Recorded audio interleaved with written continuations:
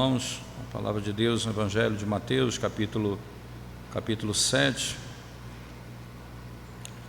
Evangelho segundo Mateus, capítulo 7.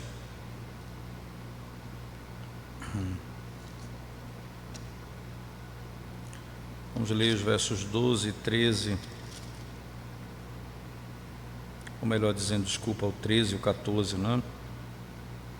Nós vamos hoje encerrar esse tema, se Deus quiser. Mateus 7, verso 13 e 14. Entrai pela porta estreita, larga é a porta e espaçoso o caminho que conduz para a perdição, e são muitos os que entram por ela. Porque estreita é a porta e apertado o caminho que conduz para a vida, e são poucos os que acertam com ela. E são poucos os que acertam com ela. Vamos dar início ao nosso estudo. Irmãos, hoje nós vamos perceber como que o caminho aqui descrito, não é? O largo e o estreito, qual é a natureza desse caminho, não é? A natureza dos dois caminhos. O primeiro é apenas a descrição clara, não é? No verso 13, né? Entrai pela porta estreita, e depois larga é a porta e espaçoso o caminho que conduz para a perdição, né? O que o texto nos mostra nesse primeiro momento, quando lida com a propriedade desses caminhos, qual é a natureza desses caminhos, né? Você vai não apenas simplesmente descrever estreito e espaçoso, ou estreito caminho e um caminho largo, né? Mas o que significa isso? Qual é a ideia que o Senhor quer nos transmitir aqui? A primeira coisa importante, irmãos, é que o texto vai nos mostrar que o caminho ele é estreito do início até a última passagem, e o caminho é largo do início até a última passagem. Entenda, não é que o caminho é estreito num aspecto e depois pode ficar largo para você, não é? É um caminho que ele começa e termina da mesma forma. Por quê, irmãos? Porque o caminho da vida é um caminho único, isto é um caminho que conduz para a vida. O Senhor diz: eu sou o caminho, a verdade e a vida, ninguém vai ao Pai senão por mim, não é? Então, o primeiro aspecto é que o caminho para a vida é um único caminho, mas o caminho da morte, o caminho da perdição, ele é um caminho múltiplo, não é? Ele contém muitos passos, muitos lugares e muitas ideias envoltas nele. Enquanto que o primeiro, um único, o segundo, o caminho da perdição, é um caminho múltiplo. A segunda coisa importante, não é? É que aqueles que andam no caminho da vida, eles se contêm, eles vão se contentar com os limites da palavra de Deus. Então, andar pelo caminho da vida é estar satisfeito com as ordenanças de Deus, porque as palavras, não é, do Senhor, elas estabelecem limites para nós. Um exemplo que eu queria que você, sem desmarcar Mateus, mas fosse comigo lá no Antigo Testamento, irmãozinho, no livro de Eclesiastes, no capítulo 12, no finalzinho, não é, do livro de Eclesiastes, capítulo 12, verso 11, diz assim a palavra de Deus: as palavras dos sábios são como aguilhões e como pregos bem fixados às sentenças coligidas, dadas pelo único pastor. Que imagem é essa? Veja, as palavras dos sábios são como aguilhões e como pregos bem fixados às sentenças coligidas. Veja, olhando, dados pelo único pastor. A ideia aqui é que as palavras, elas servem como limite para nós, elas servem como um padrão para nós seguirmos. Nós não andamos de qualquer caminho, de muitas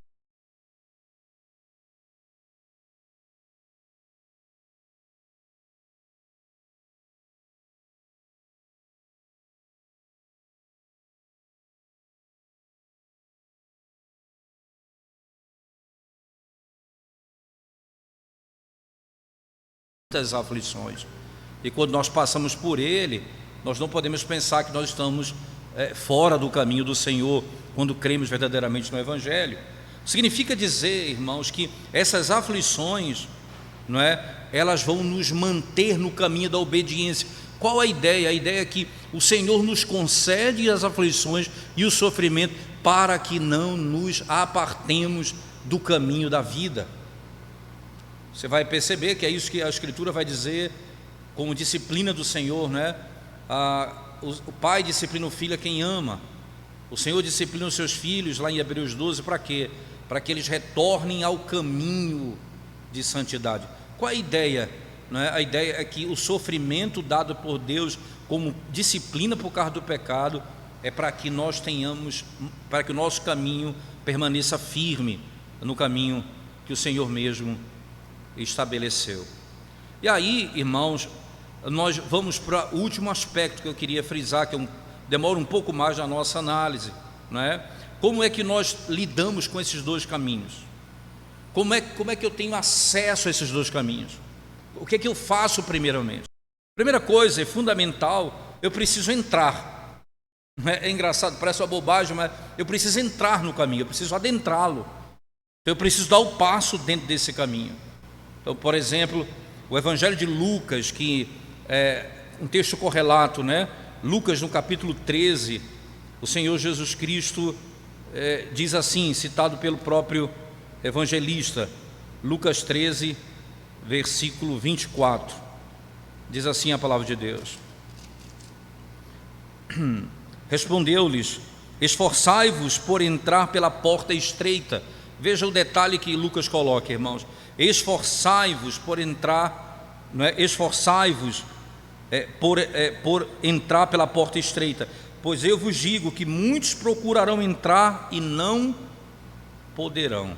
Muitos desejarão entrar, muitos procurarão entrar e não poderão. Eu preciso, primeira coisa, esforçai-vos por entrar pela porta estreita. O que Lucas, diferente de Mateus, descreve é que primeiramente eu preciso entrar nesse caminho, eu preciso passar por ele. E quais são esses caminhos, irmãos? Aqui é importante nós frisarmos, né? É que esses são os mandamentos de nosso Senhor Jesus Cristo. Então, três coisas aqui são associadas a esse mandamento. Primeiro, que nós devemos entrar no caminho, e abandonar o caminho largo. Segundo, nós não devemos ser desencorajados pelo fato do caminho ser estreito e difícil. E terceiro, nós devemos nos esforçar para entrar nesse caminho. Então, a primeira coisa importante que nós vamos frisar aqui, né, é que essa é um dever necessário nos nossos dias, irmãos, não é? Porque muitas vezes nós somos assim, nós somos como os marinheiros que viajam, não é? E contemplam ali a beleza dos países que eles passam no mar. Eles passam perto e vão vendo a beleza, mas não entram no país, eles não adentram aquele lugar. Eu contemplo muita coisa, mas não tenho acesso a ele. O que nós devemos fazer, diferentemente, irmãos, nós devemos cessar de andar pelo caminho largo e começar a andar pelo caminho da vida. Eu preciso começar a caminhar, é uma obrigação necessária, eu preciso começar a caminhar, né? Então vem a pergunta: o que é que eu devo fazer para andar nesse caminho estreito? O que é que eu tenho que fazer, né? A resposta, irmãos, é Jeremias 6, verso 16. Vamos lá, não há melhor texto para expressarmos essa verdade do que o próprio texto de Jeremias, né? Jeremias capítulo 6, versículo 16. Diz assim, profeta Jeremias, capítulo 6, verso 16.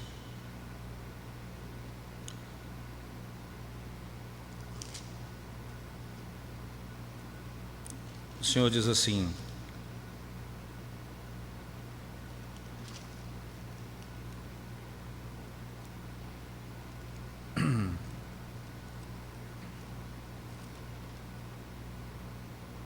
Assim diz o Senhor: ponde-vos à margem no caminho, e vede, perguntai pelas veredas antigas, qual é o bom caminho, andai por ele, e achareis descanso para a vossa alma.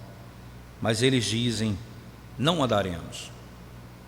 Eles dizem: não andaremos.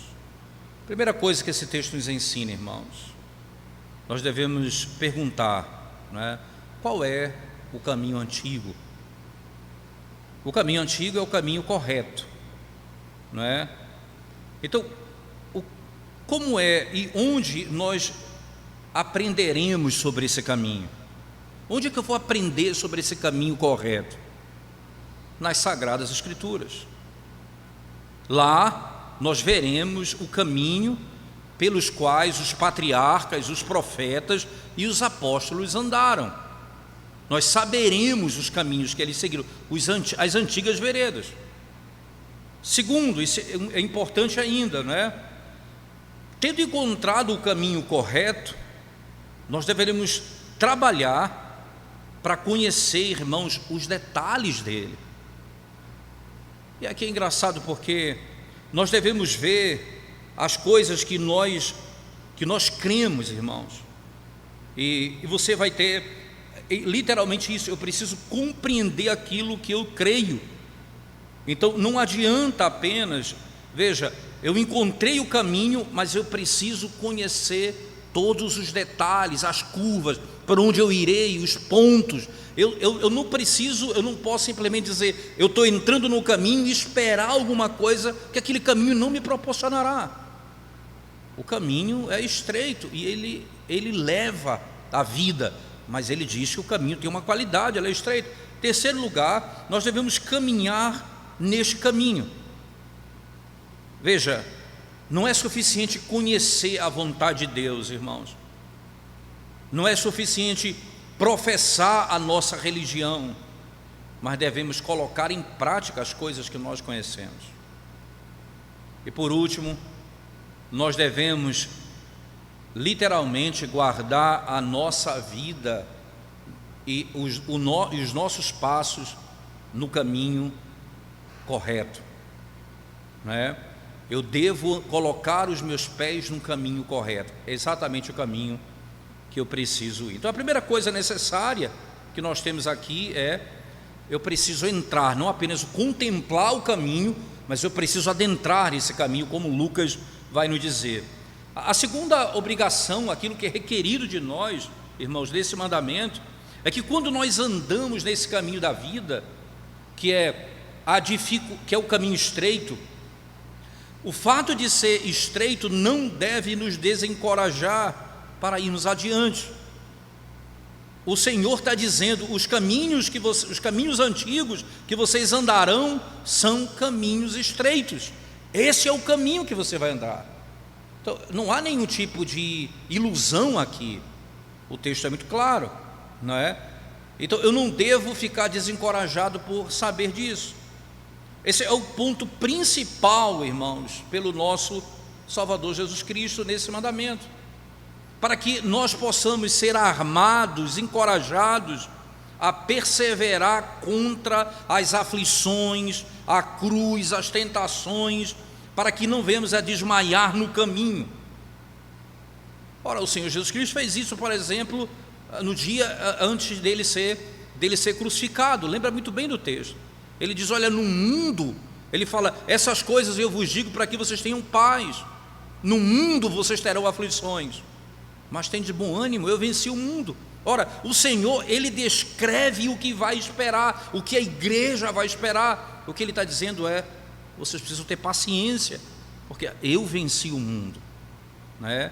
E nessa obrigação nós somos ensinados, irmãos, né, literalmente a equilibrar isso, não apenas a crer, mas a praticar a verdadeira religião de Cristo.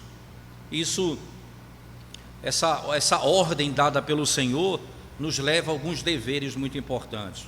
Primeiro, veja só, não nos foi dado a liberdade para o nosso coração para que andássemos segundo os nossos próprios desejos.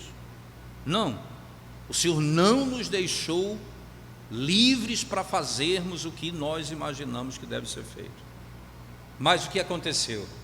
O Senhor diz: olha, nós devemos restringir a nossa própria vida e trazer à nossa mente o nosso pensamento, a nossa afeição, a nossa vontade, o nosso discurso, as nossas ações para o caminho estreito da palavra de Deus. Eu não devo pensar que a minha vida, não é, tudo que eu tenho, a minha vontade, as minhas ideias, os meus pensamentos, eu preciso trazer isso diretamente para dentro das Escrituras Sagradas.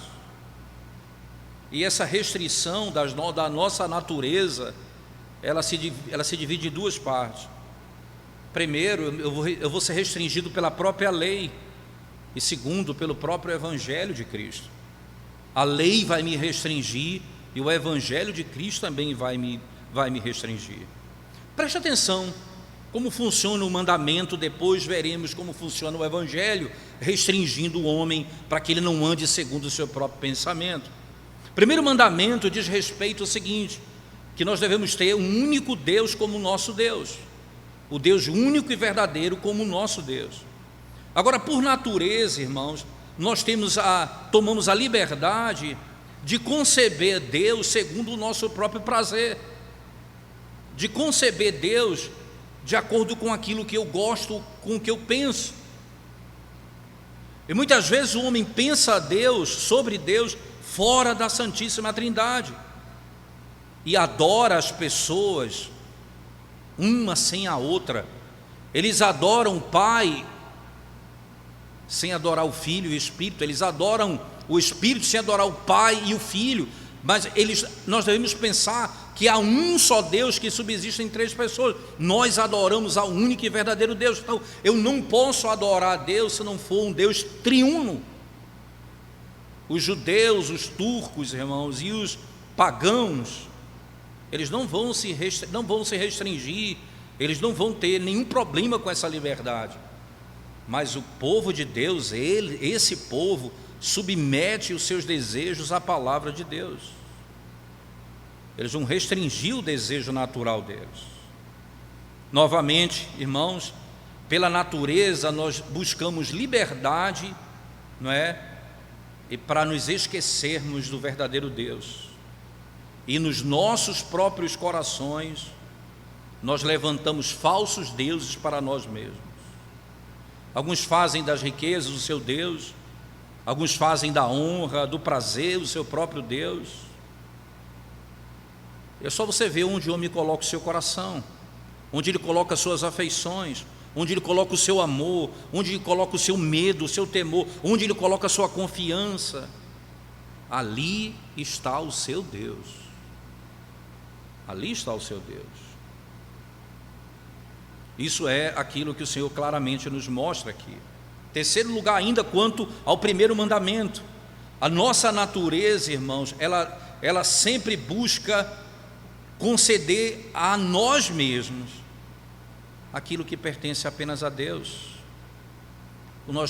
Por exemplo, nós olhamos as coisas boas que nós temos e como se nós fôssemos nós mesmos os proprietários daquilo, conquistados por nós mesmos, e como se aquilo fosse nosso, simplesmente, e não fosse dado pelo próprio Senhor. E nós tomamos o que pertence a Deus, literalmente. O primeiro mandamento então nos mostra como nós devemos restringir a nossa vontade contra Deus. Esse é o caminho estreito associado ao primeiro mandamento. E ao segundo mandamento, irmãos, que diz: não farás para ti imagem de escultura. Ele descreve o culto externo e coloca muitas restrições para nós. O que a nossa natureza deseja, irmãos? Conceber alguma forma de Deus, representá-lo por forma ou imagem. Mas o Senhor é Espírito. Esse mandamento, irmãos, nos manda adorá-lo em espírito e em verdade. Nós não podemos não podemos pensar em Deus se não for exatamente como Ele se revela na sua palavra. Segundo, é da nossa própria natureza realizar cultos externos para Deus somente, não é? Mas o que nós faremos um pouco mais? Se nós fizermos, nós teremos a liberdade de adorarmos a Deus conforme nós queremos, conforme a nossa própria liberdade. Isso acontece comumente. Cada homem, irmãos, e todo homem deve estar contente em professar a verdadeira religião, como as leis que Deus lhe deu e como o caminho que ele deve seguir. Mas os mandamentos de Deus, eles vão restringir o homem para que ele não ande por caminhos que levem à destruição. Quando o Senhor diz, não faça isso, não faça isso, ao invés de dizer apenas uma mera proibição, é porque o caminho que leva à vida é o caminho estreito. É isso que o Senhor requer de nós. O terceiro mandamento nos diz sobre o quê? O terceiro mandamento fala do santo uso das coisas de Deus, isto é, do nome do próprio Deus, a sua palavra e seus sacramentos. Não é? É isso que o Senhor requer de nós, irmãos, que aprendamos a usar o nome dEle corretamente. O que é que acontece conosco normalmente? Nós temos a liberdade, acreditamos que temos a liberdade de usar o nome de Deus em juramentos, especialmente em votos, como no batismo, não é? E nós renovamos isso sempre quando chegamos à mesa do Senhor, mas nós ordinariamente abusamos do seu santo nome, não tendo, irmãos, cuidado com os votos que fizemos, ou não buscando cumprir aquilo que prometemos diante de Deus e dos homens. Pecamos contra o Senhor. Quantos pais, por exemplo, que trazem seus filhos para o batismo e diante de Deus e dos homens votam que vão ser assíduos e trazer seus filhos à igreja, e esses não fazem isso, eles quebram o mandamento do Senhor, eles acham que têm a liberdade de seguir o seu próprio coração. O quarto mandamento nos ensina o tempo para adorar a Deus, né? Ora, por nós mesmos nós teríamos todos os tempos à nossa disposição, e nós dificilmente pensamos, olha, o que é mais comum, todo dia é dia do Senhor, por que eu não posso adorar a Deus na quarta, por que eu não posso adorar a Deus na sexta, porque é no dia do Senhor. O Senhor fez o mundo em 6 dias, descansou no 7º, o Senhor estabeleceu um dia em 7 para que nós pudéssemos adorá-lo, para que o nosso coração se restringisse àquilo, à sua vontade, à sua palavra, e não seguíssemos o coração, a nossa própria natureza. Quinto mandamento diz o quê? Dá honra e reverência aos seus superiores. Isso nos restringe, irmãos, dos nossos desejos naturais, que é buscar honra para nós mesmos somente. O Senhor nos manda dar honra ao outro, especialmente a quem pertence a honra, aos superiores, à autoridade, aos de idade, aos que foram dotados para isso. Sexto mandamento nos diz que nós não devemos matar ou assassinar. Isso vai restringir o nosso desejo natural, que por coisas pequenas, irmãos, nós concebemos malícia e nós guardamos rancor contra o outro irmão. Isso é interessante, porque enquanto a lei vai dizer que nós devemos proibir todo pensamento, palavras e obras e gestos que podem levar à destruição de outra pessoa, eu vou restringir. O caminho é estreito, nós entramos por ele e andamos por ele. O 7º mandamento fala sobre a pureza, irmãos. Isso vai restringir o homem natural que deseja ter uma vida impura, de fornicação, não é? E de adultério, de prostituição. E aqui nós somos obrigados a nos abster de todo tipo de discurso, de ação, de gesto, de palavras que levam à impureza. Oitavo mandamento diz respeito ao bom nome, o oitavo mandamento diz respeito aos bens do próximo, isto é, aquilo que pertence ao próximo. A nossa natureza corrupta, irmãos, que deseja por todos os meios enriquecer a si mesmo, até mesmo tirando o que é do outro. Nós somos aqui, pela lei do Senhor, restringidos pelo contrário, a zelar pelo que é meu e pelo que é do próximo. Eu preciso me restringir do desejo de abundância. Eu devo buscar o que é necessário, como alimento, vestimenta. O Senhor nos ensina tudo isso. Nono mandamento diz respeito ao bom nome do meu próximo. Isso vai nos restringir do desejo natural, irmãos, que é conceber e falar dos outros, receber e falar dos outros, coisas mais pecaminosas do nosso irmão. E nós temos prazer em ouvir falar mal daqueles que nós não gostamos. E como nós nos reunimos tantas vezes para isso. 10º mandamento diz: não cobiçarás. É quando o Senhor nos garante, irmãos, que esse mandamento nos restringe com as motivações do nosso coração. Eu devo estar satisfeito com aquilo que Deus me deu, com a casa, com a esposa, e isso restringe o olhar para a casa e para a esposa do outro. Eu estou satisfeito com o que Deus me deu, o Deus me concedeu. Você percebe então que o que o Senhor Jesus está dizendo aqui no Evangelho claramente é: entrai pela porta estreita, porque espaçoso é o caminho que leva para a perdição. E o Senhor nos concede a sua palavra, a sua lei, que restringe o caminho que o justo deve andar. Nós não seguimos o nosso próprio coração, nós não seguimos a nossa própria vontade, nós seguimos a própria palavra de Deus. E quanto ao Evangelho, o que é que o Evangelho restringe na nossa vida, irmãos? A palavra de Deus toca na remissão dos pecados e na salvação. Por natureza, nós queremos permanecer de pé diante de Deus, por alguma coisa boa em nós mesmos. É como um homem rico no Evangelho que demanda de Cristo: o que devo fazer para ser salvo? É por nossa natureza, irmãos, é da nossa natureza não procurar ser salvo por nada fora de nós mesmos. Se nós não temos nada, como podemos ser salvos?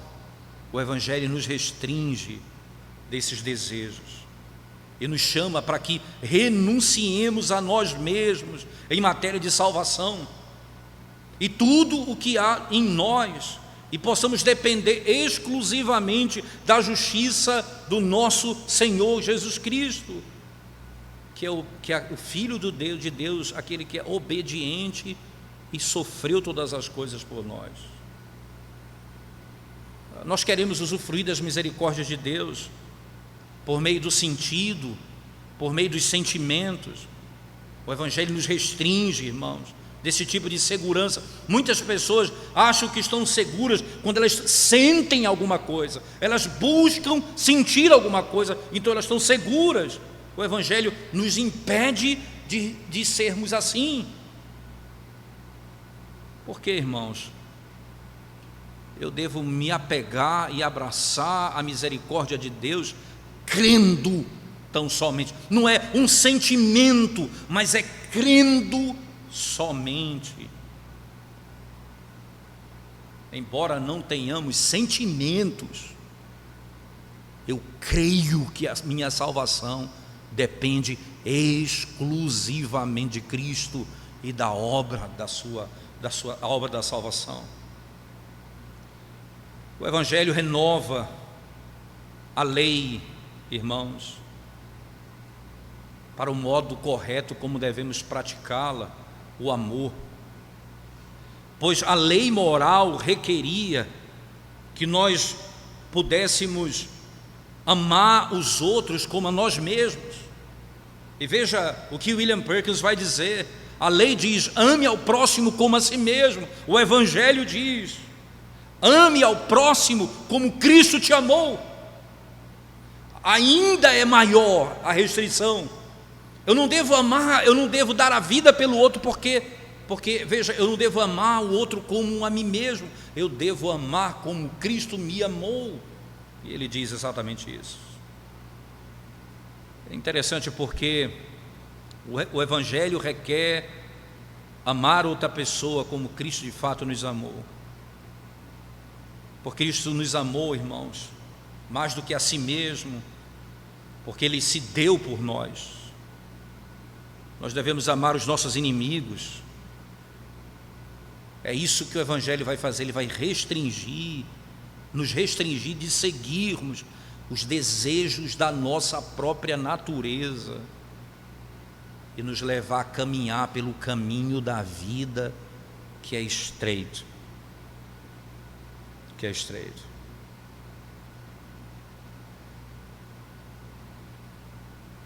Agora você imagina se nós nos apartarmos desse caminho estreito e andarmos pelo caminho espaçoso. Não espere a vida no fim, espere a destruição no fim. Você não pode ter esperança que vai ver a vida se você anda pelo caminho largo e espaçoso, se você vive para você mesmo. O dever importante aqui no segundo aspecto, irmãos, nós devemos estar contentes com o aspecto estreito desse caminho, com o aspecto não largo ou espaçoso desse caminho. Nós aprendemos que quando Deus coloca sobre nós qualquer cruz ou aflição, nós não devemos reclamar ou mesmo, irmãos, questioná-lo, mas com paciência, aguardar que o Senhor quebre a nossa própria vontade, nos fazendo resistir e descansar, irmãos, na vontade de Deus somente. Essa é a vontade do Senhor.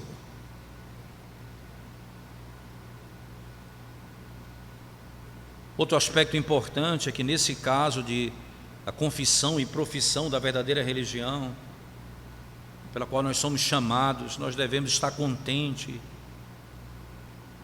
em deixar bens, amigos, a própria vida, ao invés de usufruí-los, ao invés de termos prazer nisso, e assim andarmos para fora do caminho da vida, para o caminho da perdição. Eu preciso estar contente e estar disposto a deixar todas as coisas, porque eu sei que esse é o caminho da vida. Todo aquele que é ensoberbecido, irmãos, no seu próprio coração, é aquele que para na porta estreita que leva ao caminho da vida. Aquele que anda pelo caminho estreito deve lançar fora a soberba do seu próprio coração e deve se humilhar pelos seus próprios pecados, fazendo de si mesmo nada, tornando-se como um filho, uma criança diante de Deus. Outro aspecto ainda importante que pode ser extraído dessa realidade, irmãos, que é aquilo que o Senhor requer de nós nesse texto, é que aquilo que o Senhor nos concede, o Senhor nos dá aqui, é que no que diz respeito a esse caminho estreito, ao caminho da vida, é notado pelo próprio texto de Lucas, no capítulo 13, não é? Que nós lemos. Volte comigo lá, irmãos, veja as palavras de Lucas no capítulo 13, verso 24, ele diz assim: olha, respondeu-lhes: esforçai-vos por entrar pela porta estreita, pois eu vos digo que muitos procurarão entrar e não poderão. Vê que coisa interessante, muitos vão desejar, vão procurar entrar e não acharão. Nosso cuidado principal, irmãos, a maior preocupação da vida deve ser pelo caminho da vida eterna. Quando João pregou, a primeira coisa que ele disse foi: o reino do céu, ele sofreu violência e os violentos tomaram pela força. Mateus 11, 12. Engraçado, porque o que João está dizendo é que eles procuravam o reino dos céus e que eles buscavam com toda a força para entrar nele, eles desejavam isso. Interessante, porque João vai dizer isso, irmãos: esforçai-vos por entrar. Texto de Davi no Salmo 132, por favor, abra sua Bíblia comigo. Salmo 132, versículo 2 a 5. Salmo 132, verso 2 até o verso 5. Veja o que diz a palavra de Deus.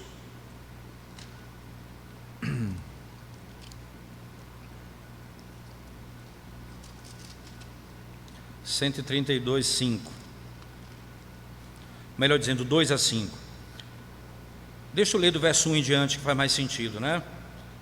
Lembra-te, Senhor, a favor de Davi, de todas as suas provações, de como jurou ao Senhor e fez votos ao poderoso de Jacó: não entrarei na tenda em que moro, nem subirei ao leito em que repouso, não darei sono aos meus olhos, nem repouso às minhas pálpebras, até que eu encontre lugar para o Senhor, morada para o poderoso de Jacó. Veja que zelo, irmãos, estava nele. Ele não daria descanso até isso. Olhar nas palavras que o Senhor descreve aqui, a glória disso, irmãos. E veja que Davi estava buscando um lugar externo para o culto ao Senhor. Eu devo me esforçar com tudo que eu tenho para obter a reconciliação e a vida eterna. O que é que você mais trabalha? Pelo que você mais trabalha? Qual é o desejo maior do seu coração? Qual o maior anseio da sua vida? Últimas aplicações, irmãos, para concluirmos. Muitos que vivem na igreja de Deus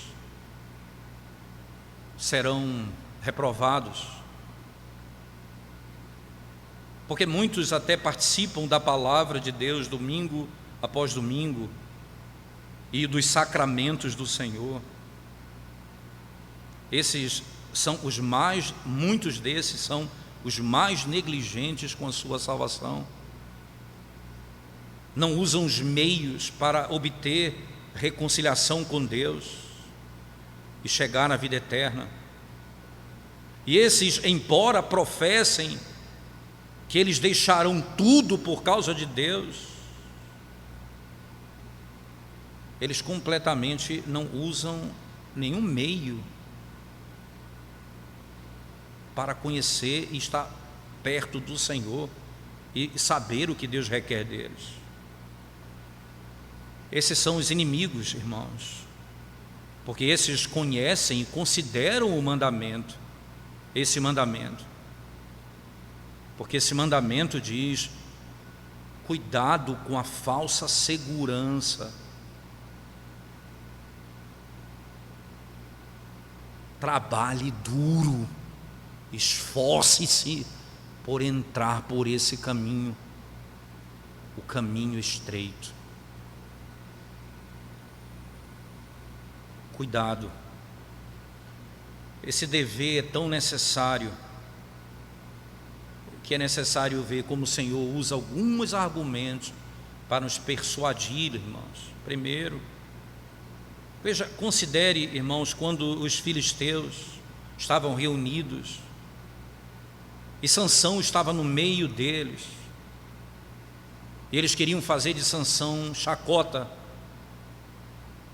Se eles soubessem o que iria acontecer naquele lugar, quando Sansão se apoiou naqueles pilares da casa onde eles estavam sentados, eles teriam na realidade ido para as portas e janelas e teriam se esforçado com tudo que eles tinham para sair dali.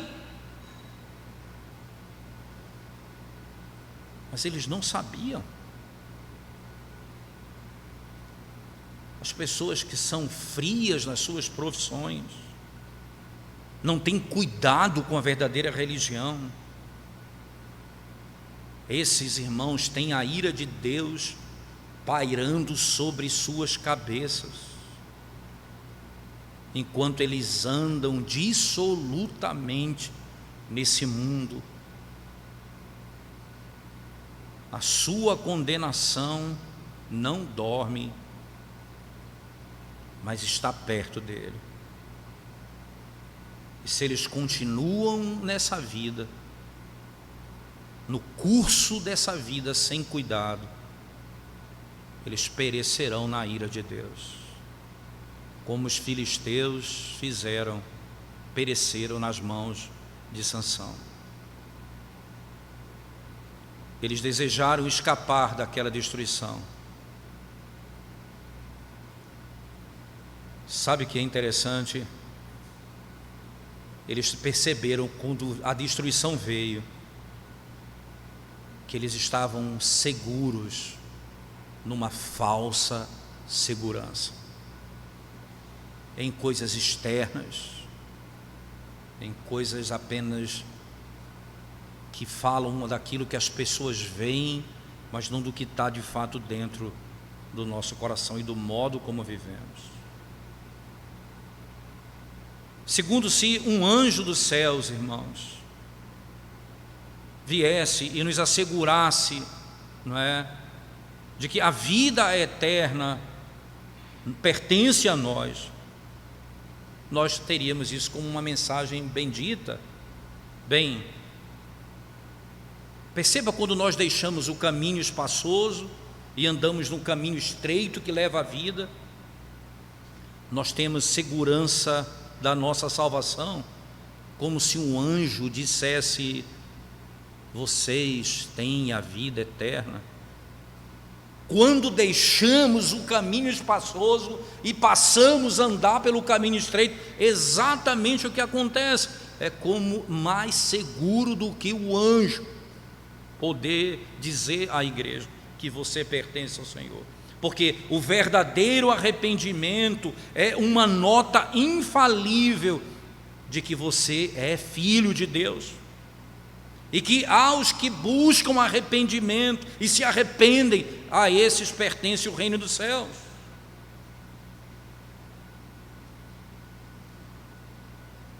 É como nós podemos, irmãos, usar tantas desculpas para caminharmos num caminho largo e espaçoso. Nós dizemos assim: Deus é misericordioso e por isso eu não vou ter cuidado da minha alma. Certamente Deus é misericordioso, mas a misericórdia de Deus é encontrado apenas, irmãos, naqueles que se esforçam por entrar no caminho estreito. Aqueles que andam pelo caminho espaçoso, a misericórdia não os conhece. Como Pedro diz na primeira carta, no capítulo 4, 18: se o justo dificilmente será salvo, onde o ímpio aparecerá. Onde aparecerá o ímpio? Eles dizem ainda mais, não é? Ora, que é a melhor forma de conquistar a vida eterna. Eles dizem: olha, se na hora da morte eu digo, Senhor, eu me arrependo dos meus pecados, então veja como é maravilhoso, tudo está resolvido. Esses homens que pensam assim: eu vou viver no caminho espaçoso e na hora da morte eu vou buscar ao Senhor, esses homens se enganam, porque eles não consideram o que Pedro diz, é que o justo dificilmente será salvo, e que Lucas adiciona na exortação de Cristo, irmãos, é que muitos procurarão entrar pela porta da vida e não encontrarão, porque eles negligenciaram o tempo da graça e não usaram os bons meios no tempo determinado pelo Senhor. Que coisa interessante nós pensarmos, irmãos, porque agora o que nós temos nas nossas mãos? A palavra de Deus, que é a nossa regra de obediência, e de acordo com a palavra de Deus nós devemos estabelecer e ordenar a nossa vida. Sabe o que as pessoas dizem assim? olha, Deus conhece todas as coisas. Existem que os teólogos pela metade dizem isso, né? Para viver uma vida de pecado, olha, o Senhor conhece todas as coisas. Há uma dupla vontade de Deus, a vontade revelada e a vontade que não foi revelada. Então veja, o Senhor conhece, olha, se eu vou ser salvo, o Senhor vai mostrar. Então eu estou tranquilo. E o que é que Jesus está dizendo? Esforçai-vos por entrar. Não foi despertado para isso. Como é que eu digo, eu vou andar por esse caminho, está tudo bem, e o Senhor lá na frente vai dizer se eu sou salvo ou não? Nós, como crentes, não somos guiados pela vontade secreta de Deus, nós somos guiados pela vontade revelada de Deus. A vontade revelada de Deus é a regra da nossa obediência, e nós organizamos nossa vida de acordo com isso. As pessoas deixam a palavra escrita e se apegam à vontade não revelada de Deus para viverem no caminho espaçoso, quando a palavra revelada diz: quem anda pelo caminho espaçoso encontrará a perdição. Ora, como é que você confia naquilo que não foi revelado, negando o que está claramente escrito na palavra de Deus, e tentando encontrar salvação para a sua vida? Como nós devemos pensar mais um pouco, irmãos. E aqui eu encerro com lendo esse texto do Salmo 119, eu quero para nós encerrarmos. Salmo 119, verso 20, por favor. O salmista diz assim: consumida está a minha alma, por desejar incessantemente os teus juízos. Consumida está a minha alma. Ora,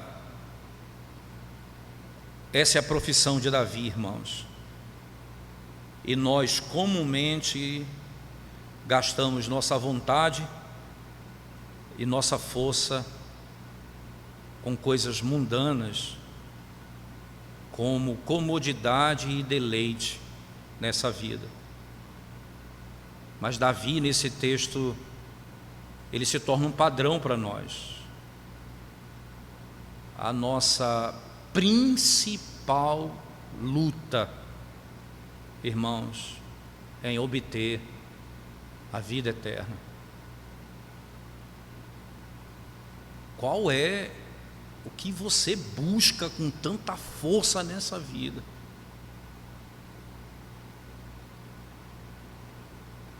Se apenas o que nós queremos é a vida eterna, mas nós queremos essa vida como o fim do caminho espaçoso,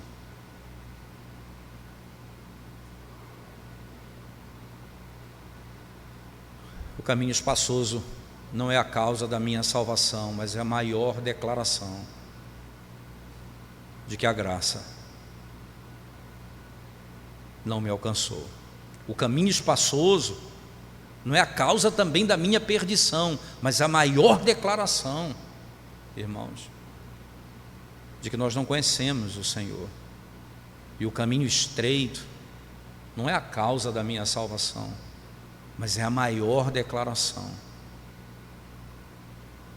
de que a graça do Senhor me alcançou, porque eu amo o caminho do Senhor. Eu amo o caminho do Senhor. Vamos orar mais uma vez vamos orar ao nosso Deus.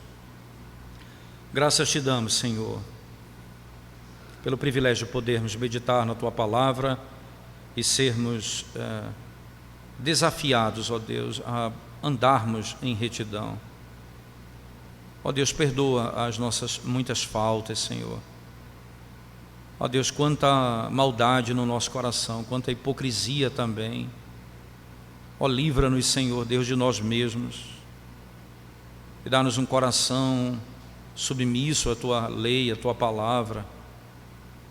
Ensina-nos a andar pelo caminho do Senhor, sabendo que esse é o caminho da vida, não o caminho da perdição.